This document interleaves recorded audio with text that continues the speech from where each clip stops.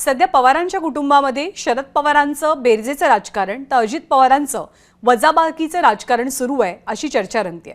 बारामती लोकसभा मतदारसंघात सुप्रिया सुळेंसमोरचं खडतर आव्हान पाहता शरद पवारांनी त्यांचे परंपरागत प्रतिस्पर्धी अनंतराव थोपटेंची त्यांच्या घरी जाऊन भेट घेतली।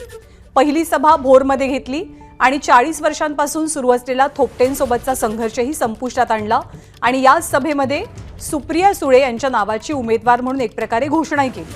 मात्र अजित पवारांना विजय शिवतारे आणि हर्षवर्धन पाटील या त्यांच्या परंपरागत प्रतिस्पर्ध्यांसोबत सामोपचाराचे संबंध प्रस्थापित करणं अजून तरी जमलेलं नाहीये।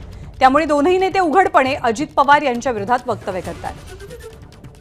मंदार गोंजारी आपल्याला अधिक माहिती देतील। मंदार, या दोघांच्या म्हणजे शरद पवारांच्या आणि अजित पवारांच्या राजकारणातला हा फरक, राजकीय चातुर्यातला हा फरक बारामतीच्या लढ्यामध्ये निर्णायक कसा ठरू शकतो? मत नेमकं काय व्यक्त होत आहे?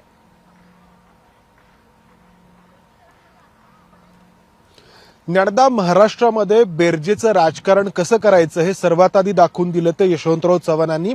त्या काळामध्ये जे अनेक नेते महाराष्ट्रातले मातब्बर नेते काँग्रेसच्या विरोधामध्ये होते, मग ते शेकापमध्ये असतील किंवा समाजवादी पक्षांमध्ये असतील, त्यांना यशवंतरावांनी काँग्रेसमध्ये आणलं आणि काँग्रेसचा आणखी विस्तार महाराष्ट्रामध्ये केला। शरद पवारांनी त्यांच्या आतापर्यंतच्या कारकिर्दीमध्ये हे बेरजेचं राजकारणच शरद पवार करत आले आणि त्या अनुषंगाने अनेक नेते शरद पवारांनी जे कधी काळी त्यांचे कट्टर विरोधक होते ते देखील स्वतःकडे वळवून घेतले।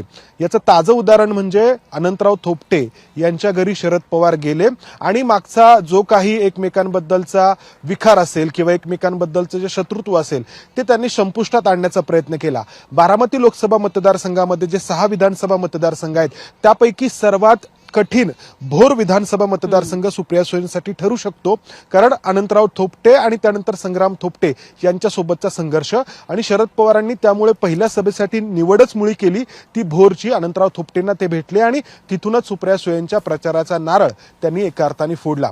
दुसरीकडे आपण काय पाहतो आहोत तर अजित पवारांचे जे कट्टर विरोधक मानले जातात विजय शिवतारे आणि इंदापूरचे हर्षवर्धन पाटील हे अजून तरी अजित पवारांसोबत सामोपचाराने येताना दिसत नाहीयेत। दोघंही अजित पवारांच्या विरोधामध्ये वक्तव्य करतायत आणि प्रचाराचा हा सुरुवातीचा कालखंड अतिशय महत्त्वाचा असतो।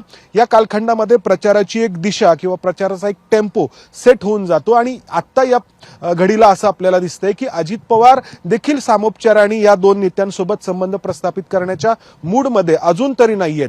खरं तर विजय शिवतारेंनी काल मुख्यमंत्र्यांची भेट घेतलेली आहे आणि म्हटलेलं आहे की मुख्यमंत्र्यांनी त्यांना सांगितलेलं आहे की पुढचे 2 दिवस तुम्ही शांत राहा। मात्र हर्षवर्धन पाटील काय करणार हे अजूनही स्पष्ट नाहीये आणि हा जो काही शरद पवार आणि अजित पवार यांच्यातल्या राजकारणाचा फरक आहे तो बारामतीच्या रिंगणामध्ये निर्णायक ठरण्याची शक्यता आहे। एबीपी माझा, उघडा डोळे बघा नीट।